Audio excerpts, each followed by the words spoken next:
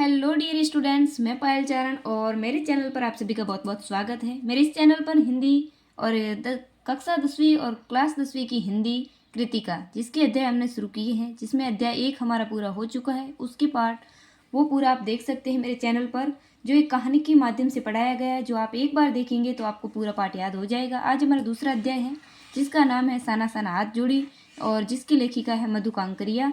तो चलिए part start करते हैं और एंड तक बने रहना। आपको एकदम एक बार में देखने से पूरा पार्ट याद हो जाएगा। प्लीज़ वीडियो को एंड तक देखिए और लाइक शेयर सब्सक्राइब जरूर कर लेना, जिससे आपको आगे किसी चीज़ में प्रॉब्लम नहीं होगी। और पूरी हिंदी की जितनी भी सब्जेक्ट है वो सब हम इसी चैनल पर पढ़ेंगे। इसलिए चलिए आज स्टार्ट करते हैं। पहले पैरा पढ़ेंगे, बाद में आपको एक ही बार में हम समझा देंगे।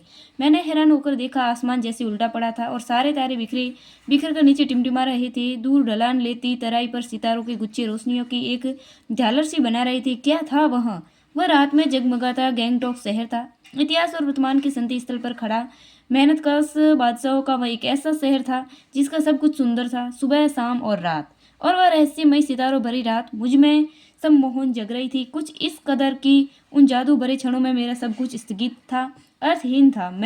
मेरी चेतना, मेरे आसपास, मेरे भीतर बाहर सिर्फ सुनने था और वह अति निंद्रियता में डूबी रोशनी की वह जादुई झालर। लेखिका अपने बीते हुए क्षणों के बारे में कुछ बता रही है। पूरा पढ़ेंगे तो आपको समझ में आ जाएगा। चलिए आगे बढ़ते हैं। धीरे धीरे एक उजास उस सुन्नी से फूटने लगा। एक प्रार्थना होठों को छूने लगी। साना साना हाथ जोड़ी ग्रदहु प्रार्थना, हारमो जीवन तर तिम्रो कौशली। छोटे छोटे हाथ जोड़कर प्रार्थना कर रही हूँ कि मेरा सारा जीवन अच्छाइयों को समर्पित हो। ऐसा आज सुबह उनकी प्रार्थना के ये बोल मैंने एक नेपाली युवती से सीखे थे। तो जो लेखिका मधु कांकरिया है वो कह रही है, जो ये लाइन है वो कह रही है कि ये जो चीज़ें हैं नेपाली युवती बोल रही थी, जो मैंने भी उससे सीखी। यानी नेपाली भाषा में ये कहा गया है कि साना साना हाथ जोड़ी, जिसका अर्थ है छोटे छोटे हाथ। साना साना यानी छोटे छोटे हाथ जोड़कर, जो एक नेपाली भाषा से लिया गया है।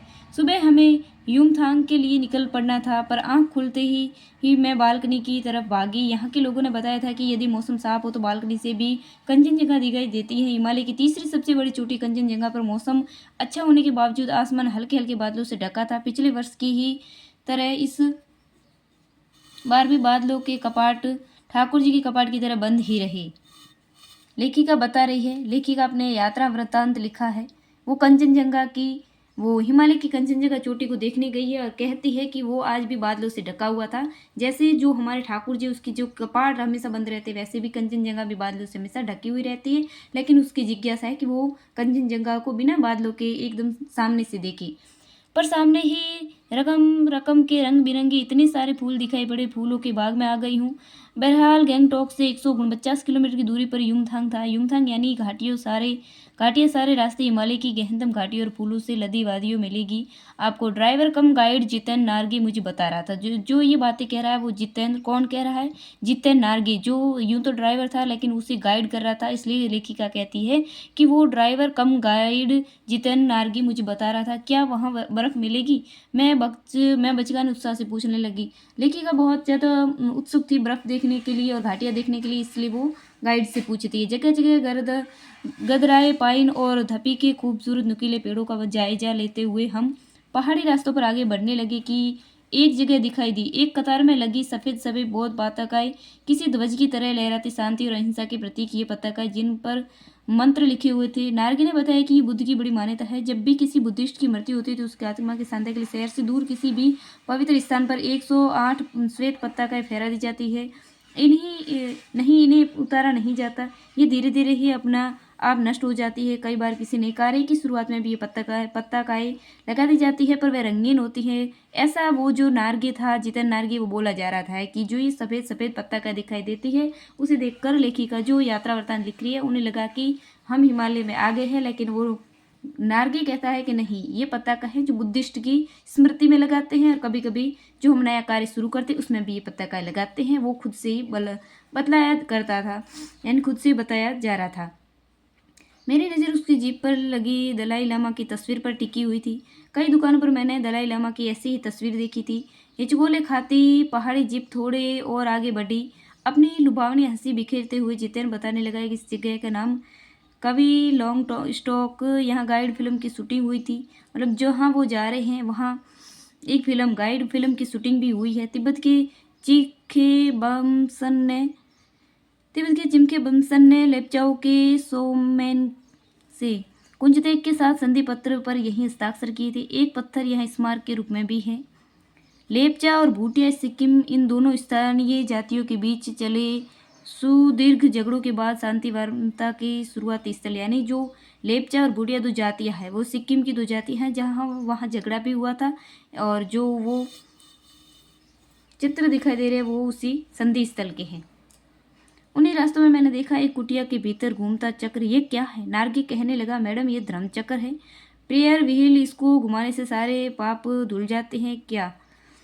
क्या चाहे मैदान हो पहाड़ हो, तमाम वैज्ञानिक प्रवृत्तियों के बावजूद इस देश की आत्मा एक जैसी है। मतलब कहती है लेखिका कि हम चाहे कहीं पे भी रहे, मैदानों में रह रहे हो, पहाड़ों में रह रहे हो, ग्रामीणों में रह रहे हो, शहरों में, लेकिन जो हमारी वैज्ञानिक प्रगतियाँ है, लेकिन उसके बावजूद भी हमारी जो ग्रामीण आत्माएं हैं, जो हमारी आत्मा है, उसमें आस्था, विश्वास और अंधविश्वास, पाप पुण्य की अवधारणाएं और कल्पनाएं तो एक जैसी है। सब कुछ विभिन्नता है, भौगोलिक विभिन्नता है, लेकिन जो हमारी आत्मा में ये विभिन्नता है, आस्था है, विश्वास, अंधविश्वास, पाप पुण्य की अवधारणाएं जो है ना, ये सभी जगह एक जैसी है। यानी हम सब इन चीज़ों में बिलीव करते हैं। वो कह रहा है कि धर्म चक्र से हमारे पाप ठीक हो जाते हैं, तो लेखिका कहती है कि सब जगह ही ऐसा चलता है।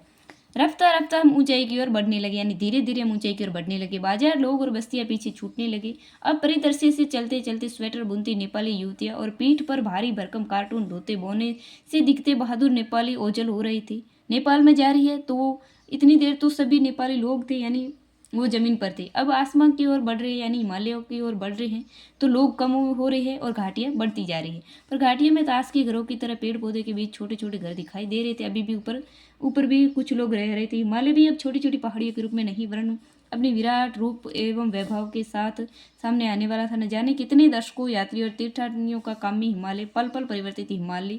देखते देखते रास्ते वीरान, संकरे और जलेबी की तरह घुमावदार होने लगे। यानी पहाड़ है, पहाड़ पर घूमेंगे तो रास्ते जो है ना वो घुमावदार भी होंगे, संकरे भी होंगे, बड़े भी होंगे, खतरनाक भी होंगे। हिमालय बड़ा होते होते विशालकाय होने लगा। घटाई गहराते गहराते पाताल नापने लगी। वादियाँ चौड़ी होने लगी। बीच बीच में करिश्मे की तरह रंग बिरंगे फूल शिद्दत से मुस्कुराने लगे। लेखिका उन सभी जगहों की विशेषता बता रही है कि जब हम आगे बढ़ रहे थे हिमालय की तरफ, तो वहाँ का जो नज़ारा था वो कैसा था, तो उनका वो उल्लेख कर रही है। उन भीमकाय पर्वतों के बीच घाटियों के ऊपर बने संकरे कच्चे पक्के रास्तों से गुजरते यूं लग रहा था जैसे हम किसी सघन हरियाली वाली गुफा के बीच हिचकोले खाते निकल रहे। तो आज हमारा ये पैरा पूरा हुआ। दूसरा पैरा हम कल पढ़ेंगे। बच्चों, अगर स्टूडेंट्स, डियर स्टूडेंट्स, आपको वीडियो अच्छा लग रहा है और आपके काम आ रहा है तो प्लीज़ इसे लाइक कर देना और शेयर सब्सक्राइब भी कर लेना।